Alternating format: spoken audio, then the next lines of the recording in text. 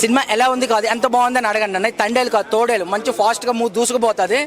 అది యాస మీద ఎటకారం చేశారు. అసలు అది మంచి పద్ధతి కాదు.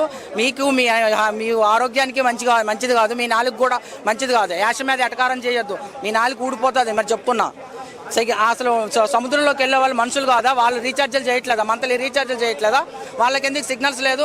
ఈ మూవీ ద్వారా సముద్రంలో సిగ్నల్స్ టవర్స్ పెట్టాలి, వాళ్ళకు కూడా సిగ్నల్ అందించాలి. ఒక ఓటు కోసం ఎన్నో కిలోమీటర్లు ప్రయాణం చేసి మరి ఎలక్ట్రానిక్ ఈవీఎంలో పట్టుకెళ్తారు కదా. ఇక్కడ కూడా టెలికామ్స్ సంబంధించి వాళ్ళైతే టవర్స్ అయితే 100% పెట్టాలి సముద్రంలో కూడా. Climax Pakistani India embassy scene అయితే మస్తు ఉంది. ఆ సీనే అందరూ లెగిసిపోయిన వాళ్ళు కూడా మళ్ళీ కూర్చొని మరీ రిజల్ట్స్ చేశారు ఆ సీన్కి అయితే. ఫస్ట్ హాఫ్ అయితే కొంచెం ల్యాగ్ ఉందన్న. వన్ మ్యాన్ షో లాగా ముందుకు లాక్కొచ్చారు.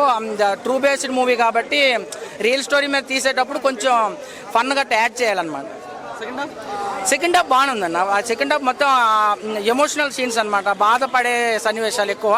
అనే సక్సెస్, ఏదైనా పోరాటం చేస్తే సక్సెస్ వస్తుంది, విజయం వచ్చే సీన్స్ అనమాట సెకండ్ హాఫ్ అన్ని. క్లైమాక్స్ బాగుంది.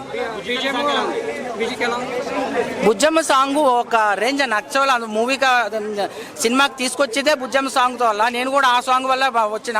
మళ్ళీ సెకండ్ షో గట్ట వస్తే మూవీ సాంగ్ ఎక్కడ కట్ అయిపోద్దని మార్నింగ్ వచ్చేసిన నిద్రలేచి.